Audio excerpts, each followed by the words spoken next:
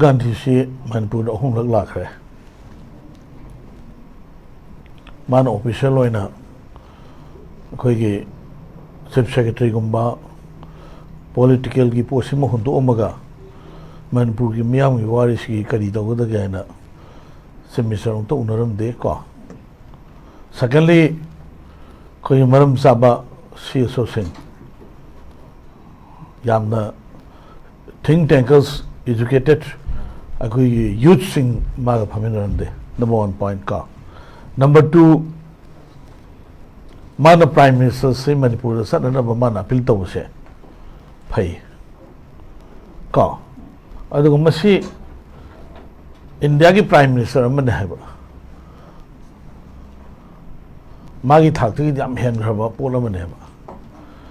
खंगी मा मणिपुर की को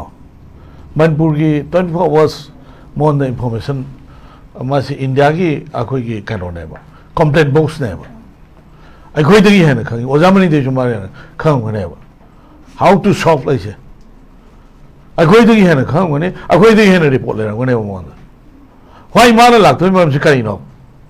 से अखोई नहीं नगदौने अदो पोचे आई लाके को था में की कोई शिशुपुर रैली हम चलिको नगी शेड्यूल ट्राइब ओन दबी मतंग सिदा सिदी मसिदा बेस तो वन है 2008 तने मिगी म्यांमार द नोंगई पार ग लाल हौ न लेबो कांगबु मा असोम द लेगन केन ए बी हाइबा मणिपुर द लागन केन ए हाइबा पोनिलाल हौकिफ एमपी अदुइदो मोइना इंडिया की सेंट्रल फोर्सेस स्टेट फोर्सेस मरूम काप्तब कांगबू मोइना मणिपुर सीज फेयर तौना लेरमे ट्राइपा टॉप अदुननेब ngasi अखोई चनीगा कुनगा माथोई अखोई इशा हालिसे मोइ कांगबुदुननेब इनाव हालिसे मोइ कांगबुदुननेब इशा इशु रेप तौरिसे मोइननेब अदुगा मोइना संदोकनेब मणिपुर द लेब कुकी कुनिमक्से मोइना संदो होजिक्ति कुकी लोइना मक्ति नत्रगसु लोइना इन्वॉल्व तौदबसु मणिपुर द लेब कुकी यावरेब मोइना लाग तौरिब लांदु मणिपुर की कुकी यावसल लेबे वाने करिगिनो हागदि से जियो पॉलिटिक्स नेबा चाइना ना मखनबा यूएसए ना मखनबा इंडिया ना मखनबा का जियो पॉलिटिक्स नेबा इंडिया सुदुनी चाइना सुदुनी यूएसए सुदुनी अदो अहुम की फ्रूट चारी से नगी पौनेलाल हकी की काबू सुनेबा मनी फ्रूट आर्म्स एवरीथिंग का अहुम की पोट चारी से मोइनेबा अदो मोई टारगेट से जंगम की ओइबा क्रिश्चियन की ओइबा कंट्री में फॉर्म तौनबा को दैट बांग्लादेश इंडिया अदुगा म्यांमार को सिगी पोसिनेबा सिगी पोसी फॉर्म राज्य संसद लकपनेबा अदुगा हुजिक यंबियो अखोई के सुस्तामपुरदा अखोई की खुगा दाम की मथक्ता पुंको कोप खबर के यावरिदो मोइनी यो level lumps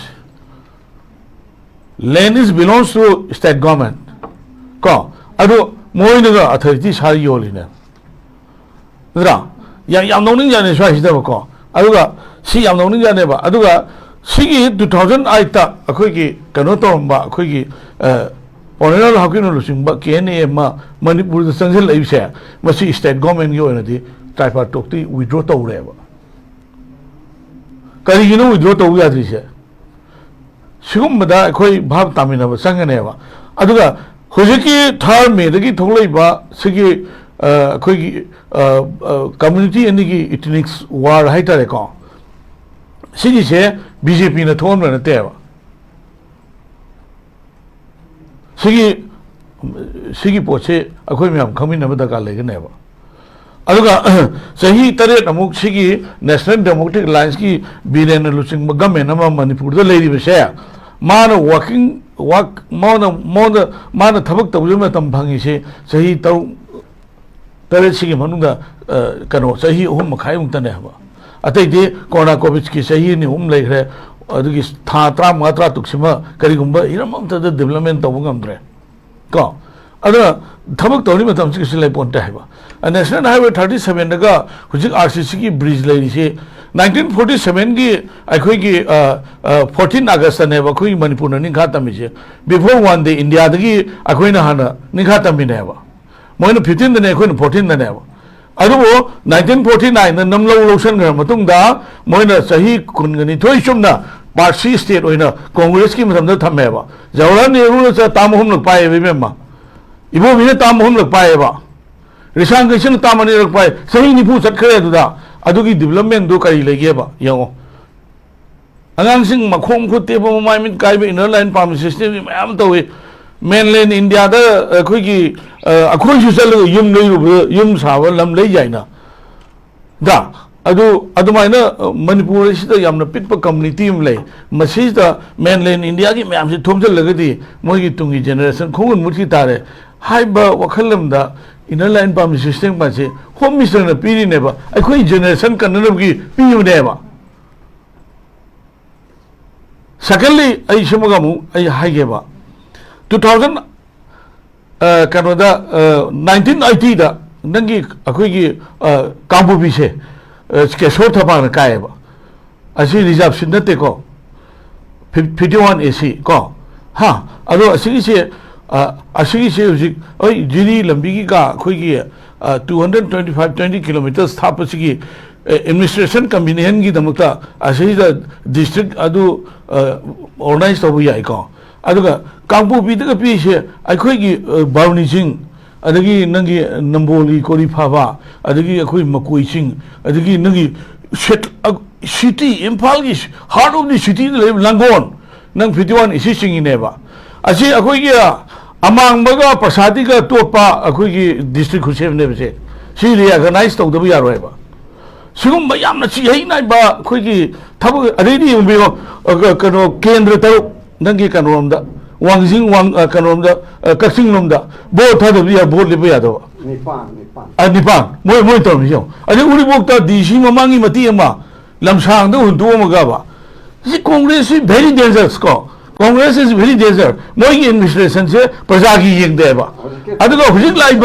laiba present situation se sidam mana prime minister langno gi dong ta hai se is good si appeal se khu to yai ba ke kai de ba mana lak to mam di khang khadam ne si mam si kai no what is si kai no ne ba akhoi gi kanom le ba akhoi gi mayam si akhoi gi kanom do sat khare ba si akhoi gi politically kanom da yam kan ngang kano hanati MP ni phange yam kan ngang hel di si government ji tour ni kai si akhoi nupim sa ni khak phi thong na lambi sa le ko adugi live to shape to phi session bi aduga mari me the governor sali adu official myam sali ai sam su salore ko adugi action na parliament no confidence motion bu thoi na ba adu aphabam da hai da ba khoi Manipur che akhoi su aphabam ta ngang na dre ba adu mi si kainom na san na re ba loino adugi kainom tang hai ro ma tam da akhoi gi akalarin gumba kari gumba ma thi na ngang mo gumba adu kero mi si wang ni ngam lo khale ba simtang ai thamjage so le tan to buni ne simtang ai thamjage ai yam seng ha kan da akhoi kaino ne ba ai rain ti tu su ai ba hujik design to su ai ba akhoi Manipur hek tum ho ti be ma khoina ima Manipur se live kalaga kummi ne ba chor yeng ga aduga live box de laisa nam ga thole ine ba si lam si bo pi shahum thokani pi shahum thokwi demand to ri se si gi mi si akhoi na ngak pi ya bra ya da bra do adu khalaga masi loisan na ba hona ba si akhoi myam sang no teng pang myam da ka le ba ra ti ko na to na se ba si loisan na ba han hona se ba aduga hujik lai ba akhoi gi like la su hai ba isa ina mayam ma ko ha puritu sa ba lo ru sa ba nga pha ra sa ba hand to mouth Delhi bread earners student thok le tum myam si no mai loi pai che masi si anti national or tringi da mo su bhab ta ga do ne center so si gi live thak se akhoi gi karai or ge se angang sing kai or saw ge se lamun khumning ma gi I ai or bani adu ima leba ki leba mo si nam live tan nam sali ba khoi gi akhoi leba se ma se lohum thokuni ga na yam na thu na lo na phane ba ko ma se aina true noi gi channel sigi through da cookie da ina invite tore yam thu na Manipur tha do chalo na tra gi aphabo ai ba sigi ama khadang ing so loi ha ki khang de ama khadang ing so ma Manpur की अहम थोपी सोइबियु यारोएबा सी issue सिदी अखोई पुनमक मानगदंगनेबा सहीदा अदु prime minister लांगना हाइरे अदु चन कन गांगना रे अदि अदुगी advances लोरगा अनि कारमिन हंतक मयाम सिस्दा इशूस नै खाइरदि सी कइनो व्हाट इज दैट अदु कइनो मे सिदी अखोई दोम नतेबा लाक्तोमा लालेबा यस राइट चुमे को नत्रा करी लाक्ति मनो न हरगदि तौरिबु थौदोसी याम याद्रे हेबा माना लाए डायरेक्ट कनो दसले अखोई चुचामपुरदा चले मोरांग चले अमद चले अइना दि जस सी करी कमाइन तो सोब तो गिले सी मिसल हा फमिनो द मोन कैम काई गेबा सी नो और चिप सी गे फमिनो बा कैम काई गे होनिदा अदु द कैम काई गे हेबा लागा फमिनो द करी करी काई गे होनी अ सोब तो पामगदि अदमाइन तौदम नतो हा अदु प्रोपेगेंडा तौरगा अमहन लांगहन गेना हाइबो ओरगदि अदु हंगनद्रजु यारेना अनाबदा हंगदना अशोकदा हंगदना सोक्तबदा संग हंगदि मैतै ने याम सिरिति हालिदि कुकिना हालिसे हुजिकी हाइबा पोनेला लेब कामुदु केने आ अशोकदा लेगना बी ओइबा सिदा लेगना ए ओइबा मोइना हाटप नत्रो मोइना हालिबनेबा हालिबा कामुदो कांग्रेसना थमम पोनेमी मनपुर की लौथोखरेबा दुजुजे ताबा टोकतो अदु हाना लोचनगरोनेबा अदु that is the main issue दिना अखोगी इंटरनेट डिस्प्लेस पर्सन सिंग दलरिबा अखोगी रिलीफ कैंप द चटपा मतमदा अखोगी हेल्थ सेक्टर द खरा मीटिंग चंगनि बे वाफस फोंदोखरे मसिगा अखोगी ngarang se अखोगी चीफ मिनिस्टर ना अखोगी इंटरनेट डिस्प्लेस पर्सन सिंग से मागी सेक्रेटरीट ता उनरागा कौरगा हाइतारे अखोगी हेल्थ अमदी एजुकेशन सेक्टर द मकोने थिंगनरिबा खुदोंग चादबा सिंग से वाकतनाबा ग्रीवांस सेल सिंग हांगतोखिबसु लाइरे मसी अफबा खोंथांग अमसुरी मसदा लाक्चनिंगबो वहांग से अखोगी मसिना कयाम कुइना अखोगी इंटरनेट डिस्प्लेस पर्सन सिंग सिना रिलीफ कैंप ता लेबा यागनी मयामना पामनरिबा इंटरनेट डिस्प्लेस पर्सन दा पामिबा अदगी प्रजाना मयामना पामिबा सिदी वायलेंस असिगी वइबा सॉल्यूशन दुनिबा तंग ताबा सॉल्यूशन सिनी कै हाबिनी बाव अखोई इसा संगी कनोसे लाक्ट्रिनेदा आई वफम मनिदंग सेंगदोके अखोई लिस्ट ओहम खक्ता अखोई स्टेट अमदी सेंट्रल गवर्नमेंट से पुन्ना थबक तौमिनबने अदो स्टेट लिस्ट हाइबमा अदुगा यूनियन लिस्ट हाइबमा कॉन्फ्रेंस लिस्ट हाइबमा अदो स्टेट की ओइनदी अखोई सु लौथोगसु सेंटर ना मदुगी टोक तुगा मरी लेना पिस्टोक तुगी यारक्तम मरम ना हुजिक अदुगी गैजेट नोटिफिकेशन फोम दो ओरगने ना सब्जेक्ट टू करेक्शन का सेकेंडली बीजेपी गवर्नमेंट ने बा सी सिदलरी से अदुगा सेंटर दलैसु बीजेपी गवर्नमेंट है 355 की क्वेश्चन एराइज सी अखोई तौवे यायन खले नत्रगसु इवन आई भौदा as a national domestic lines की सका समिनब मोइना बीजेपी लीडर मैम उनरगा लेबा की ओइबा अदे अमगी ओइबा अखोइना हाइभौ तायबा व्हाई नॉट माय गवर्नमेंट निको नंग 355 टू ने एमनेटे सस्पेंशन द लेरे वो खलो बिने हाइब तारो दो वालेते मयाम फनना वानी को फदना बदी मोय तारोक तब याय अदुगा 355 अदु लरे अदन अदु तार रे अदु अदु सिगो गेम ब्लेम से डोंट प्लीज मसी स्टॉप अखोय दोम सलगम सेबा अदगी इबुंगोना गसाय हाइबा हेड ऑफ द अखोयगी गवर्नर से मसी सी आई सिदा हाइनिंग देव को गवर्नर है चीफ मिनिस्टर की अयाब लोग अपॉइंट होएबा ओजामने ने खमना मने होय रांति से हिनि फुंगा सुरे को अदुगा सरकार अदुगी कनोगी मरुम द लेबने हेबा अदुगा हेड ऑफ द कॉन्स्टिट्यूशन ने कॉन्स्टिट्यूशन बासे सहिदा प्रेसिडेंट महूत छिलग लेनेबा तौदबो गवर्नमेंट की अनिंगबा अपाम दुई मखा तौरिबनेबा अदु हुजिक कोइगी इसाना हाइगिदो याम कन हाइबे वानते आई इबे मे पॉइंट लाक्तनेदा कोइगी कनोगी मोरे द 1992 दा को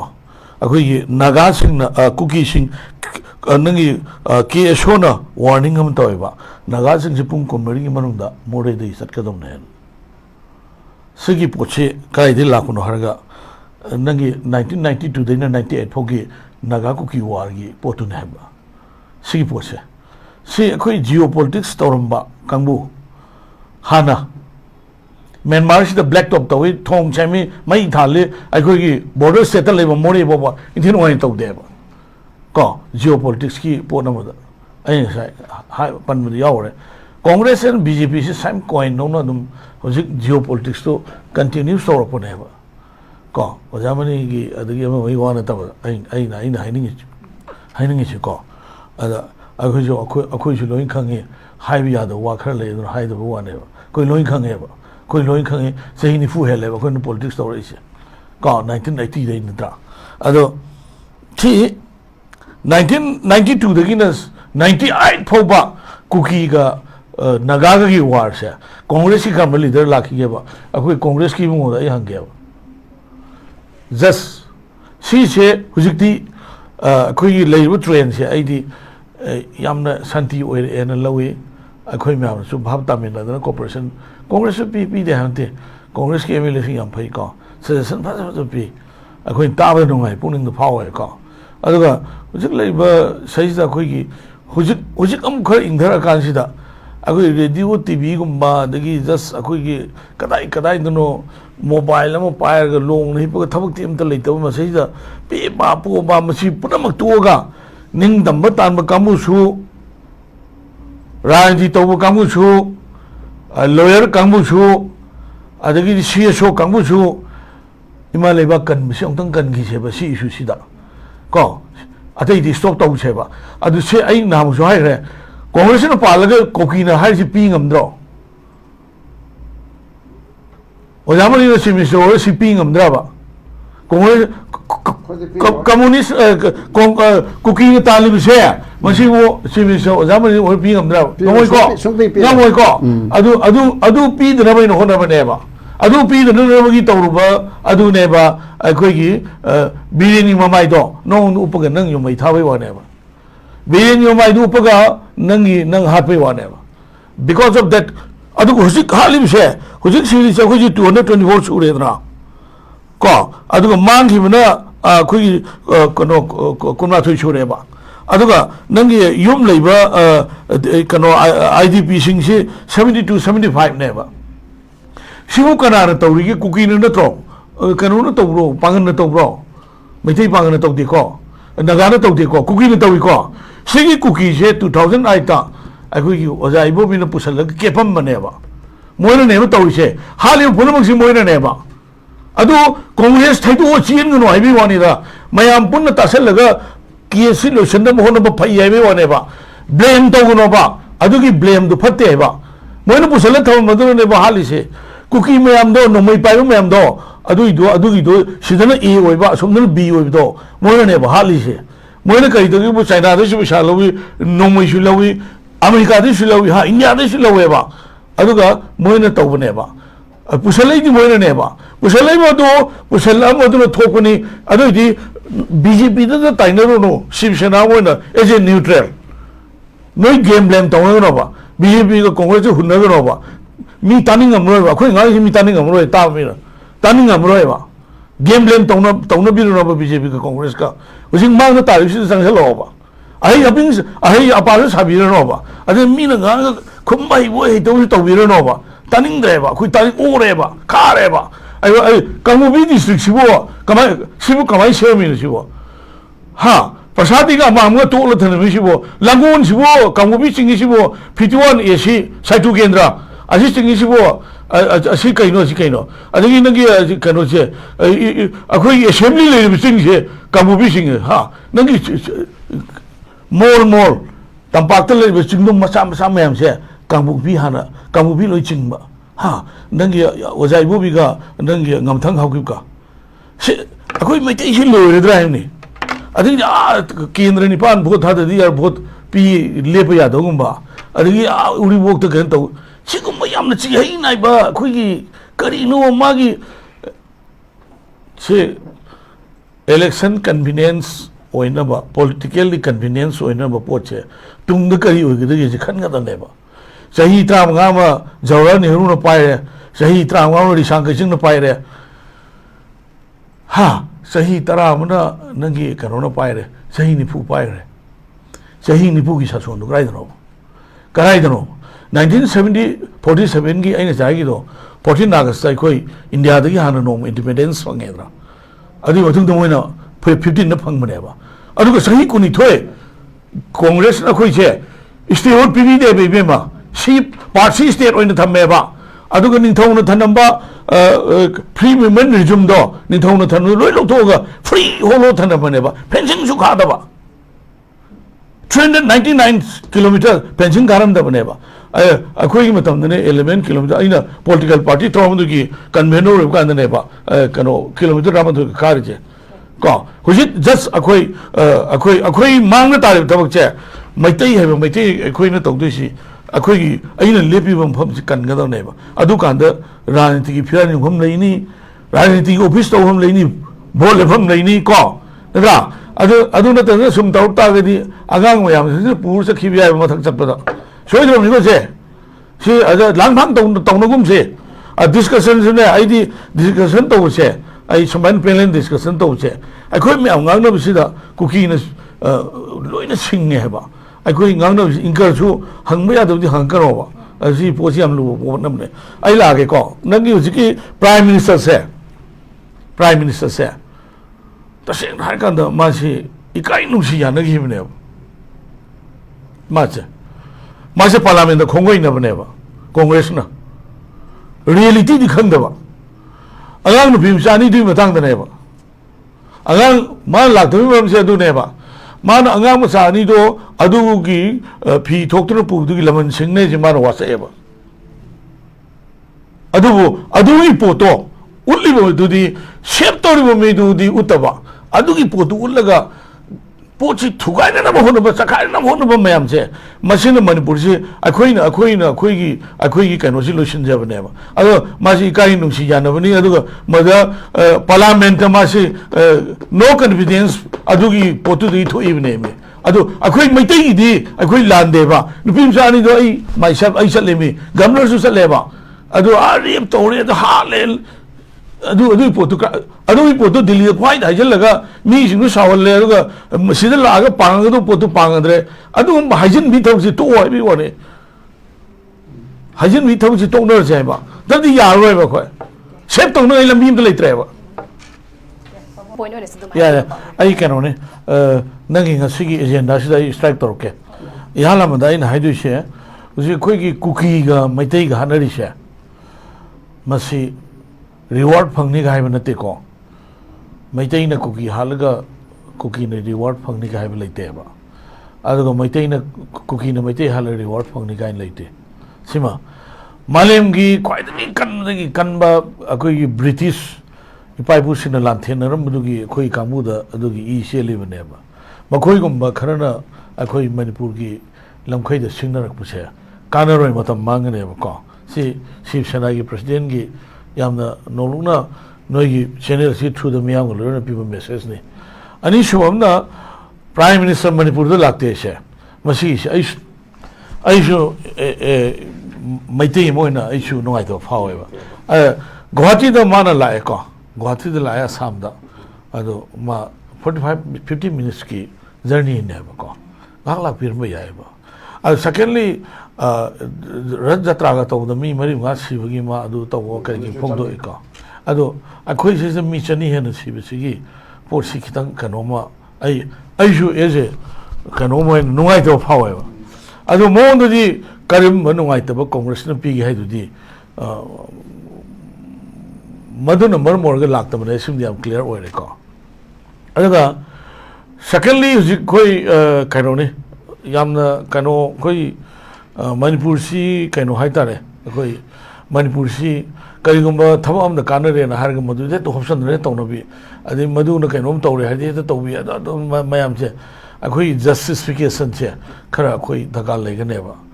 ओजामनी ना हाइबी गुमना अखोई हजिक लेबा अखोई की पॉलिटिकल पार्टीज इंडिया ब्लॉक की अदुगा लेबा अखोई मणिपुर डेमोक्रेटिक अलायंस की